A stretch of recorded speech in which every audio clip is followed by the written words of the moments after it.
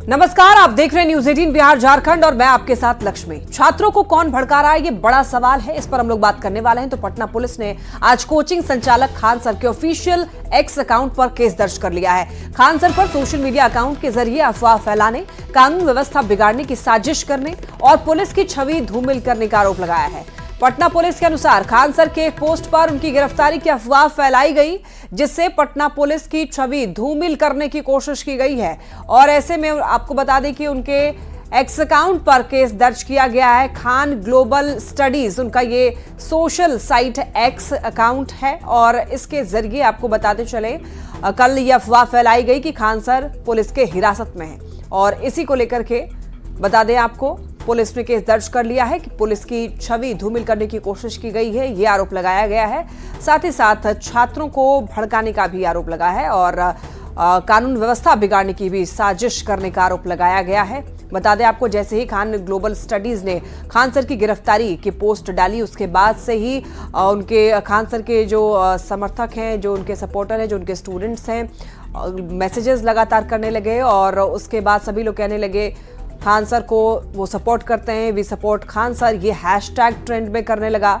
इसके बाद पुलिस ने एक्शन लिया है और पुलिस ने एक्शन लेते हुए एक्स अकाउंट पर बता दें आपको केस दर्ज कर लिया है। खान सर जो अभ्यर्थी हैं बीपीएससी के कैंडिडेट्स को अपना समर्थन दे रहे थे और आंदोलन में वो भी भागीदारी ले रहे थे।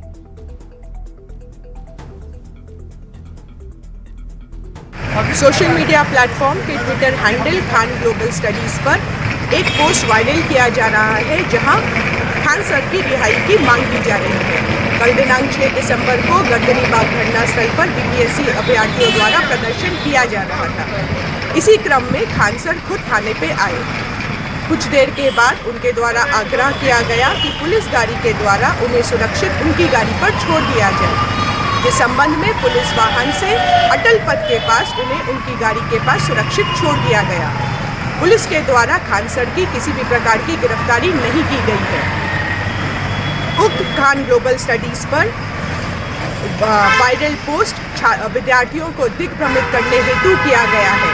किसी भी प्रकार की विधि व्यवस्था की समस्या होने पर इसकी पूर्णतः जिम्मेदारी उक्त ट्विटर हैंडल की होगी। नॉर्मलाइजेशन के मामले को लेकर कोचिंग संचालक खान सर पटना के गर्दनी बाग में जो आंदोलनरत अभ्यर्थी थे उनके साथ धरना पर बैठे हुए थे। देर शाम जो खान सर है वो गर्दनी बाग थाने में खुद चल कर आए थे और इसके बाद उनका जो ऑफिशियल ट्विटर अकाउंट है खान ग्लोबल स्टडीज, उस पर यह खबर फैलाई गई कि खान सर को गिरफ्तार कर लिया गया है। लेकिन पटना के एसएसपी राजीव मिश्रा ने कल ही इस बात को क्लियर कर दिया था कि खान सर को न तो हिरासत में लिया गया है, न गिरफ्तार किया गया है। इसके बावजूद उनके जो ऑफिशियल एक्स अकाउंट है उस पर उनकी गिरफ्तारी की बात फैलाई गई। पटना के एसएसपी इस मामले को लेकर बेहद नाराज़ हैं और उन्होंने कहा कि जो खान सर का ऑफिशियल एक्स अकाउंट है उससे कन्फ्यूज़न फैलाया जा रहा है, अफवाह फैलाई जा रही है और ऐसे में कानून व्यवस्था को लेकर अगर विधि व्यवस्था की समस्या उत्पन्न होती है तो इसके लिए खान सर का official x account Khan global studies जो है वो जिम्मेवार होगा और कहीं ना कहीं उनकी सहमति होती है खान सर की, इसलिए इस तरह का पोस्ट किया गया है। इस पूरे मामले को लेकर पटना के इसी गर्दनी बाग थाने में केस दर्ज कराया गया है और इसमें जो ऑफिशियल अकाउंट है खान सर का उसके खिलाफ जो एफआईआर है वो दर्ज किया गया है। तो निश्चित तौर पर इस पूरे मामले को लेकर अब परेशानी जो है वो बढ़ सकती है, चूँकि ऑफिशियल अकाउंट है। साफ तौर पर जो खान सर हैं उनकी भी मुश्किलें अब बढ़ती हुई दिख रही हैं, चूँकि पटना पुलिस ने इस पूरे मामले में केस दर्ज कर अनुसंधान करने की बात कही है। तो इस तरीके पटना पुलिस का ये भी मानना है कि खान सर की जिम्मेवारी थी कि इस तरह की जो अफवाह फैल रही थी उसको रोकने के लिए वो खुद आगे आते, लेकिन कहीं ना कहीं जो अफवाह फैली है उससे पटना पुलिस की छवि जो है वो दागदार हुई है, उसको धूमिल करने की कोशिश की गई है। तो बहरहाल अब इस पूरे मामले में पटना पुलिस एक्शन मोड में है। पटना पुलिस ने केस दर्ज कर लिया है और पूरे मामले की जाँच शुरू हो गई है। कैमरा पर्सन अमित के साथ संजय कुमार, न्यूज 18 पटना। खान सर के कोचिंग संस्थान की तरफ से सोशल मीडिया पर एक और पोस्ट किया गया है। पोस्ट में लिखा है, प्रिय छात्र, आपको ये सूचित करते हुए खुशी हो रही है कि खान सर को बीपीएससी की नोटिफिकेशन जारी होने के तुरंत बाद रिहा कर दिया गया है और उनकी सेहत अब स्थिर है। खान सर ने हमेशा छात्रों के हितों का समर्थन किया है और आगे भी करते रहेंगे। बीपीएससी की नोटिफिकेशन इस बात का सबूत है कि सच हमेशा विजयी होता है और छात्रों के कल्याण से बढ़कर कुछ भी नहीं है। आप सभी के समर्थन और विश्वास के लिए धन्यवाद। छात्रों की जीत बिहार की जीत है। तो आपको बताते चलें कि एक और पोस्ट जिसमें ये सब कुछ लिखा गया, ये पोस्ट आपको टीवी स्क्रीन पर देखने को मिल भी रहा है। तो आपको बताते चलें, खान सर का एक बार और पोस्ट हुआ, यानी कि उनके जो सोशल साइट है खान ग्लोबल स्टडीज, उसके द्वारा ये पोस्ट किया गया। बीपीएससी अभ्यर्थियों के आंदोलन और लाठीचार्ज पर जमुई सांसद अरुण भारती ने कहा है कि कुछ पार्टी के लोगों ने जानबूझकर अभ्यर्थियों को गुमराह किया और उनके आंदोलन को भड़काकर राजनीतिक रंग देने की कोशिश की। अरुण भारती ने नेता प्रतिपक्ष तेजस्वी यादव पर निशाना साधा है। अभ्यर्थी की जो चिंताएं थी, जो उनका एक प्रदर्शन था, उसको एक राजनीतिक दल, एक अप्रासंगिक हो चुके विरोधी दल के राजनेता ने किस तरह से कोशिश की इसको उग्र बनाने की, इसका हम लोग एकदम ये विरोध करते हैं कि भाई उन्होंने गलत किया। ये अपने आप को प्रासंगिक बनाने के लिए युवाओं के भविष्य से खिलवाड़ करना ये गलत है। नेता प्रतिपक्ष तेजस्वी यादव ने एक बार फिर बिहार को विशेष राज्य का दर्जा के मुद्दे पर नीतीश सरकार को घेरा है। शेखपुरा में तेजस्वी यादव ने कहा कि नीतीश कुमार अब विशेष राज्य के दर्जे की मांग क्यों नहीं कर रहे हैं। तेजस्वी यादव ने पूछा कि केंद्र में एनडीए की सरकार, बिहार में डबल इंजन की सरकार है, तो ऐसे में स्पेशल स्टेटस अब नहीं तो कब? कई बार जो है माननीय मुख्यमंत्री जी ने कहा बिहार पिछड़ा राज्य है, गरीब राज्य है। बिहार को आगे बढ़ाने के लिए हम सब लोगों को केंद्र से सहयोग चाहिए। तो आज तो केंद्र में भी नीतीश कुमार बैठे हैं, राज्य में भी बैठे हैं, उनकी पार्टी सरकार में है और उनकी पार्टी पर ही निर्भर कर रहा है भारत सरकार। तो अब नहीं तो कब विशेष राज्य का दर्जा। पूर्णिया के जिला स्कूल मैदान में आज जेडीयू कार्यकर्ता सम्मेलन का आयोजन किया गया। इस मौके पर राष्ट्रीय कार्यकारी अध्यक्ष संजय झा, मंत्री लेसी सिंह, मंत्री मदन सैनी, पूर्व सांसद संतोष कुशवाहा, अशफाक करीम, पूर्व विधायक रमेश कुशवाहा समेत कई नेता शामिल हुए। इस दौरान कई पुराने कार्यकर्ताओं को सम्मानित किया गया। तो वहीं जिला प्रकोष्ठ, युवा प्रकोष्ठ और अल्पसंख्यक प्रकोष्ठ के द्वारा राष्ट्रीय कार्यकारी अध्यक्ष संजय आपको बता दें कि राष्ट्रीय कार्यकारी अध्यक्ष राज्यसभा सांसद संजय झा को स्वागत किया गया। और देखिए, एक बड़ी खबर पटना से, दुकान लगाने को लेकर के दो गुट में मारपीट की खबर है। स्टेशन गोलंबर के पास में मारपीट हुई और मारपीट से एक युवक गंभीर रूप से घायल हो गया। घायल को अस्पताल में भर्ती कराया गया। मौके से 4 से 5 आरोपी जो हैं फरार बताए जा रहे हैं और पुलिस पूरे मामले की जांच पड़ताल में जुटी हुई है। तो दुकान लगाने को लेकर के दो गुट आपस में भिड़ गए। स्टेशन गोलंबर के पास में ये घटना हुई है। बताते चले आपको, 4 से 5 आरोपी युवक जो हैं वो फरार बताए जा रहे हैं। पुलिस मामले की जांच पड़ताल में जुटी हुई है। स्टेशन गोलंबर के पास ये घटना बताई जा रही है, जहां पर दुकान लगाने को लेकर दो गुट आपस में भिड़ गए।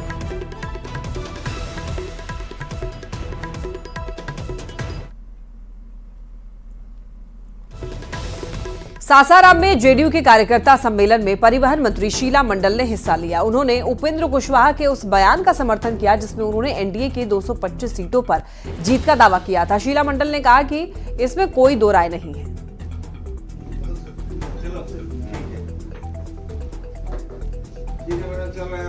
उपेंद्र कुशवाहा जी माननीय नेता हैं, पुराने नेता हैं, अनुभवी नेता हैं, जो आज पूरे बिहार की जनता का जो रुख है आप लोगों ने देखा कि 4 सीट पे हमारा चुनाव हुआ था और 4 जगहों हम लोगों ने जीत हासिल की। आज जो एनडीए घटक दल में जितने लोग हैं, सब लोग हम लोग एक सूत्र में, एक लय में, एक विचार से काम कर रहे हैं। तो जरूर हम लोग का लक्ष्य को करीब हम लोग रहेंगे।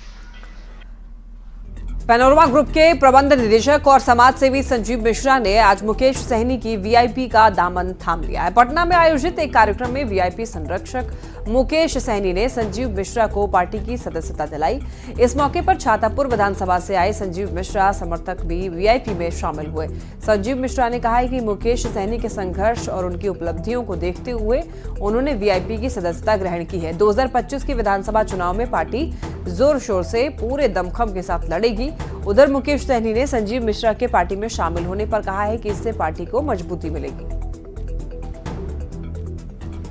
इन्होंने जो सफर तय किया है, ये हमारे जितने भी योद्धा हैं, ये सीखने की जरूरत है। इसी से मैं इंस्पायर्ड होकर के क्योंकि सर का जो संघर्ष रहा है वो एक सीखने लायक है हमारे यूथ के लिए। और इनका जो सर का जो विजन है, सर का मैं बहुत धन्यवाद देता हूँ कि हमें सर ने वीआईपी परिवार में शामिल किया है। कि आज प्रोमा गुरु के संस्थापक संजीव मिश्रा जी आज वीआईपी पार्टी के परिवार में सम्मिलित हुए हैं। इनको मैं तहे दिल से धन्यवाद देता हूँ कि आज आप हमारे हाथ को मजबूत करने के लिए वीआईपी परिवार में आप आए हैं। निश्चित तौर पे आपके आने से कोसी तो मजबूत होगा ही, साथ ही पूरे बिहार में एक बड़ा मैसेज जा रहा है। दरभंगा से एक बड़ी खबर, पथराव मामले की जांच शुरू। राम विवाह झांकी पर पथराव का ये मामला, पथराव मामले की जांच शुरू हो चुकी है। आयोजकों ने आपको बता दें कि झांकी की अनुमति नहीं ली थी। मस्जिद के पास ये विवाद हुआ था। सीसीटीवी फुटेज की जांच की जा रही है। फिलहाल हालात सामान्य बताए जा रहे हैं। तो बता दें आपको, आयोजकों ने झांकी की पहले से अनुमति नहीं ले रखी थी प्रशासन से, और ऐसे में आपको बता दें कि राम विवाह झांकी पर पथराव हो गया। मस्जिद के सामने पथराव किया गया, और ऐसे में आपको बताते चले मस्जिद के पास विवाद हुआ था। अब इस मामले की सीसीटीवी फुटेज खंगाली जा रही है। फिलहाल हालात सामान्य बताए जा रहे हैं।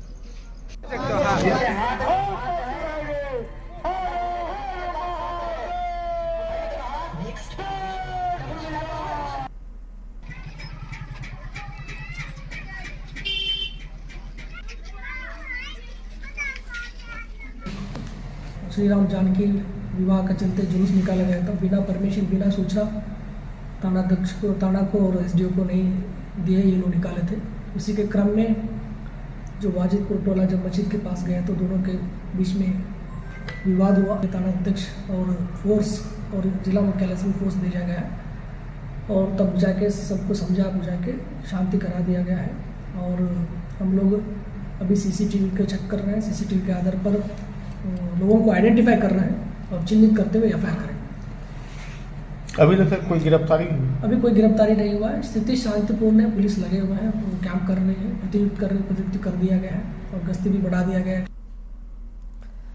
दरभंगा में राम विवाह झांकी पर पथराव के बाद स्थानीय विधायक संजय सरावगी ने घटना की निंदा की। उन्होंने कहा है कि हिंदू के पर्व पर जुलूस हो या फिर धार्मिक कार्यक्रम, तब भी हमले होते हैं, रोड़े बरसाए जाते हैं। दरभंगा में भी विशेष धर्म के स्थल से रोड़े बरसाए गए, और प्रशासन को पूरे मामले की तुरंत जांच कर कार्रवाई करनी चाहिए। वाजिदपुर में जो घटना घटी उसकी जितनी भर्त्सना की जाए, जितनी निंदा की जाए वो कम है। क्या कारण है कि राम सीता विवाह पंचमी हो या रामनवमी का जुलूस हो या अन्य कोई हिंदू समाज का की धार्मिक यात्राएं निकलती हो, उसी पर रोड़े बरसाए जाते हैं, उसी पर घटनाएं घटाई जाती है। एक विशेष धर्म के स्थल से जिस तरह रोड़े बरसाए गए, ईंटें बरसाए गए, क्या क्यों बरसाए गए, क्यों वहां ईंटें पहले से जमा थे? इसलिए प्रशासन को इसको देखना चाहिए और प्रशासन को निश्चित रूप से इस पर कड़ी से कड़ी कार्रवाई करनी चाहिए।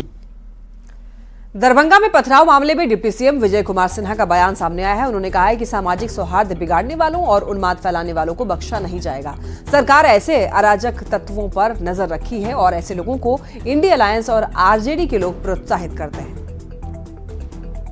सौहार्द को तोड़ने वाला, धार्मिक उन्माद पैदा करने वाला बख्शा नहीं जाएगा। सरकार सजगता से ऐसे अराजक तत्व के लोगों पर नजर रख रही है। जो भी ऐसे मानसिकता के लोग हैं जिसको इंडी गठबंधन, कांग्रेस, राजद के लोग प्रोत्साहित करते हैं और वो ऐसे लोग बिहार में अशांति और अराजकता उत्पन्न करना चाहते हैं, ऐसे मानसिकता पर सरकार पूरी तरह से कानूनी कार्रवाई करेगी। बिहार विद्यालय परीक्षा समिति की बड़ी घोषणा, मैट्रिक और इंटर के टॉपर्स को अब दोगुनी राशि मिलेगी। जी हां, इंटर के तीनों संकाय में 5 रैंक तक स्थान लाने वालों और मैट्रिक में 10 रैंक तक लाने वालों की राशि जो है वो दोगुनी होगी। मैट्रिक और इंटर में फर्स्ट वालों को 1 लाख की जगह अब 2 लाख रुपए मिलेंगे और सेकंड वालों को 75,000 की जगह अब 1.5 लाख मिलेंगे, और वहीं थर्ड आने वाले को 50,000 की जगह अब 1 लाख रुपए मिलेंगे। तो इंटर में चौथे और 5वें स्थान लाने वालों को 15,000 की जगह अब 20,000 रुपए मिलेंगे। मैट्रिक में चौथे से 10वें स्थान प्राप्त करने वालों को 10,000 की जगह अब 20,000 रुपए मिलेंगे। तो ये बहुत बड़ी घोषणा है और बहुत बड़ी खुशखबरी भी है। तो आपको बताते चलें कि अब से जो राशि होगी वो दोगुनी हो जाएगी। परीक्षा समिति की तरफ से ये बड़ी घोषणा की गई है।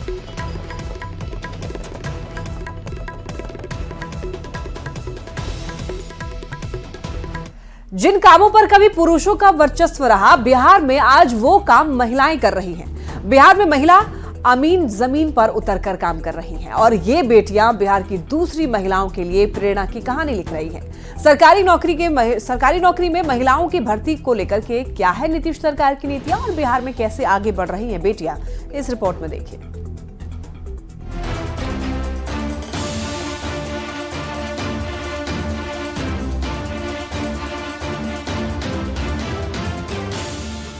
जमीन पर उतरकर अमीन का काम कर रही महिलाओं की इस फौज को इससे पहले बिहार में किसी ने नहीं देखा। किसी के हाथ में जमीन का नक्शा, किसी के हाथ में फीता, किसी के हाथ में टेप तो किसी के हाथ में औजार। महिला अमीनों की ये तस्वीर बदलते बिहार की सुनहरी तस्वीर पेश कर रही है। जमीन जायदाद के उलझते कागजात और कैथी जैसी अबूझ लिपि से जहां लोगों को समझना मुश्किल होता है, वहां ये महिलाएं मिनटों में काम को अंजाम दे रही हैं। बारीकी से तो ध्यान, जमीन का बात है तो बारीकी से तो ध्यान देना पड़ता है, लेकिन इसमें वो नहीं है कि मतलब सब कुछ अच्छा से ही करते हैं जितना हो सके। और आप लोगों के साथ जो लोग हैं जब गांव पे जाते हैं नापने के लिए, तो कैसा व्यवहार लोगों अच्छा व्यवहार करते हैं। कैसा एक्सपीरियंस रहा है? अच्छा है। इन दिनों बिहार में चल रहे जमीन सर्वे को लेकर कार्यालय पर लोगों की भीड़ लग रही है। ग्रामीण अपने कागजातों के साथ कार्यालय पर पहुंच रहे हैं। महिलाएं कंप्यूटर पर बैठकर हर जानकारियों को संजीदगी के साथ विभाग की वेबसाइट पर ऑनलाइन दर्ज कर रही हैं। पटना जिले में पुनपुन पंचायत कार्यालय में राजस्व से जुड़ी सभी जिम्मेदारी महिलाओं के कंधे पर ही है। ऑफिस के साथ साथ अमीन का भी काम महिलाएं ही संभाल रही हैं। ये तो बहुत ही अपॉर्चुनिटीज़ हम लोगों के लिए बहुत ही अच्छा अपॉर्चुनिटीज़ है जो हम लोगों को बिहार गवर्नमेंट ने ये प्रोवाइड किया है। इसमें बहुत बढ़ चढ़ करके महिलाएं कार्य कर रही हैं। बहुत अच्छा अपॉर्चुनिटीज़ है, मतलब गर्ल्स भी इसके लिए बहुत, मतलब गर्ल्स के लिए बहुत इंडिपेंडेंट है। मतलब जॉब फर्स्टली मिल गया ना, मतलब फर्स्ट टाइम ही, तो गर्ल्स लोग के लिए भी बेस्ट है ये। और फिर हम लोग अपनी रिस्पॉन्सिबिलिटी खुद भी उठा सकते और फैमिली को भी मतलब सपोर्ट कर सकते हम लोग। अच्छा लगा हमको ये। अमीन की जिम्मेदारी संभाल रही इन महिलाओं की कहानी इतनी आसान नहीं है। सबकी कहानी संघर्ष से जुड़ी हुई है। कोई गरीब परिवार से है तो कोई किसान परिवार से। इनके पिता ने बड़ी मेहनत कर अपनी बेटियों को आत्मनिर्भर बनाया। ये तो बहुत बड़ी अपॉर्चुनिटीज है महिलाओं के लिए, और इसमें जितनी भी महिलाएं हैं वो अपना एफर्ट भी दिखा रही है, वो लोग कर भी पा रही हैं। ये भी चीज है, मतलब उन लोगों को पीछे मतलब नहीं रह पा रही है वो लोग। वो है मतलब लड़का लोग का साथ दे सकती हैं, वो लोग कर सकती हैं, बस ये दिखाया जा रहा है। अगर सरकार मौका दे रही है तो लड़कियां भी उस चीज पे खड़ी उतर रही हैं। महिला अमीनों का यहाँ तक पहुँचने का सफर ही संघर्ष भरा नहीं है, बल्कि इनके काम में भी कई चुनौतियाँ सामने आती हैं। दूर दूर गाँव में जाना पड़ता है, पर काम तो काम है, इसलिए ये पूरे औजार के साथ स्कूटी पर ही फर्राटा भरते खेतों तक पहुँच जाती हैं। कितना बड़ा चैलेंजिंग अगर लड़कियों लोग के लिए बोले तो थोड़ा मोड़ा चैलेंजिंग है एज रिस्पेक्ट टू लड़के, क्योंकि अगर हम लोग मौजा में जाते तो हम लोग का यही रहता है कि हम लोग के साथ कोई रहना चाहिए, क्योंकि हम लोग बहुत अकेले हो जाते हैं। सब गर्ल्स ही हैं, काम तो बहुत अच्छा कर रहा है, ऐसा नहीं है लड़का लड़की में कोई ऐसा डिफरेंस नहीं है। लड़कियां भी बहुत अच्छा काम कर रही है किसी भी क्षेत्र में। महिला अमीनों को खेतों की मापी करते देख 75 साल के बुजुर्ग रामेश्वर को अपनी आंखों पर भरोसा नहीं होता। दूर सुदूर गांवों में पहुंचकर जमीन की नापी करते देख इनके लिए अचंभित करने वाला है, क्योंकि इससे पहले इन्होंने किसी महिला अमीन को काम करते नहीं देखा। सारा काम कर रही हैं, कैसा लगता है? अच्छा लग रहा है, और हम तो यही कहेंगे कि भाई भविष्य में महिला लोग जो है बहुत आगे बढ़े और काम करे। महिला अमीनों के काम की सराहना हर कोई कर रहा है। साथ ही लोग इसका श्रेय बिहार के मुख्यमंत्री नीतीश कुमार को दे रहे हैं, जिनकी नीति के कारण ये महिलाएं इतना सशक्त हो पाईं। बिहार सरकार के कारण ही आज ये महिलाएं महिला सशक्तिकरण के झंडे को बुलंद कर रही हैं। न्यूज़ 18 संवाददाता रविएस नारायण की रिपोर्ट।